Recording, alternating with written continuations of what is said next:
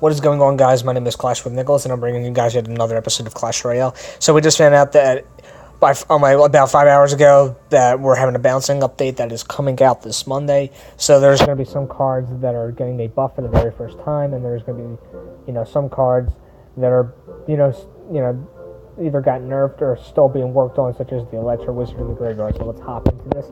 So the Sparky is going to be receiving its first buff ever in the game, and I'm stunned because Sparky's been out for well over a year now, almost 2 years, and it's finally receiving a buff.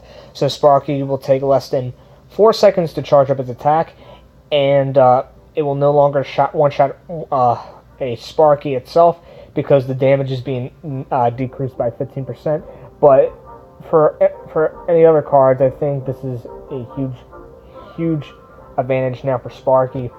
So we might be able to see more. We might be seeing more Sparkies now. So we'll see what happens once the update comes out this Monday. So moving on to the Tesla now. So the Tesla is getting a 30% damage increase, and its hit speed's being decreased to 1 second. So the Tesla might be used a lot more now.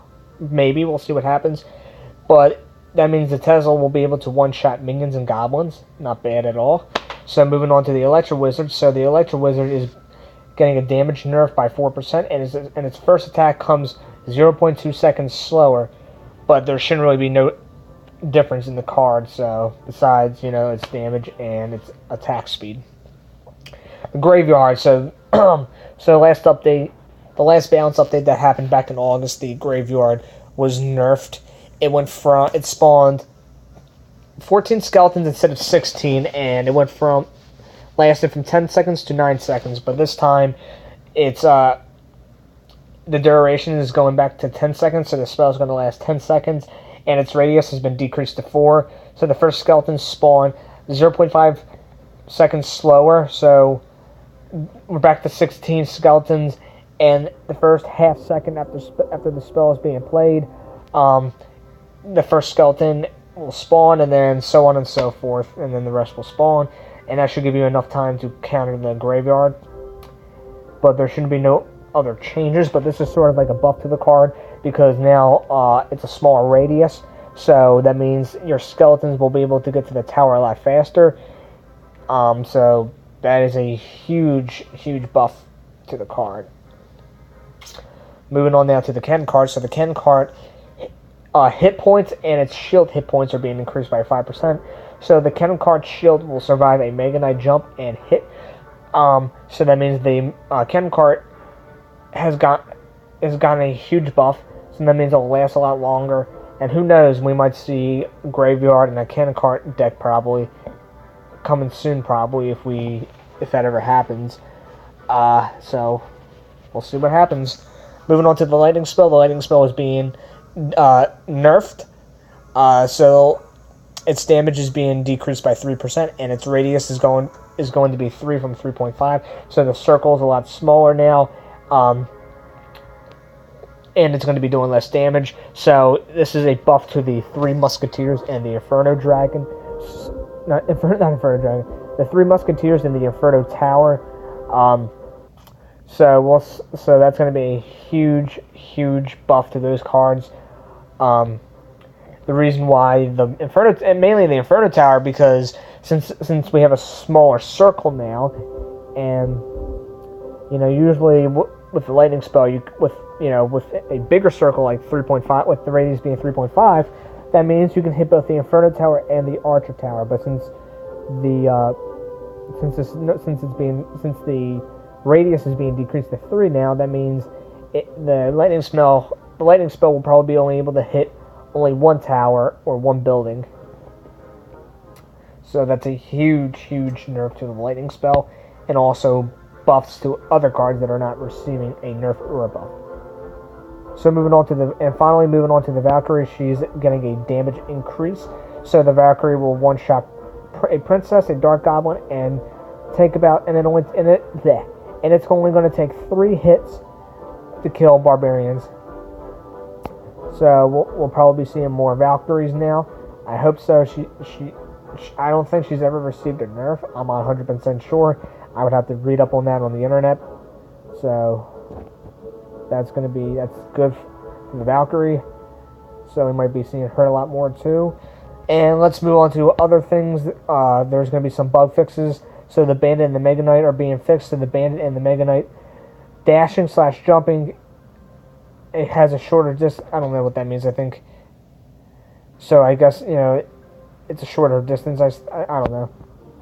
I'm not 100% sure what they're talking about there, but I'm guessing that they fixed, how the Mega Knight went, I guess the range was, sort of, like, they were going too far or something. I'm not 100% sure. I can't really elaborate. It's kind of, I guess we'll find out once we get the update. So the Ken cart, the troops occasionally stopped targeting the Ken cart, and very occasionally got stuck behind a broken Ken cart. Okay, so basically, if a Ken cart, if the Ken cart gets destroyed, it becomes just a regular Ken, and sometimes troops stop targeting it.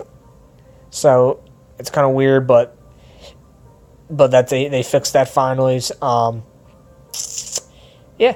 So it's basically yet another buff to the Ken cart. So basically, this update kind of focused mainly on the graveyard and the Ken cart, because we've seen a lot because we're already seeing a lot of like positive things that's coming out of this balance update with mainly the Ken cart and of course the graveyard. So this is very important for the game and might change the meta up a little bit.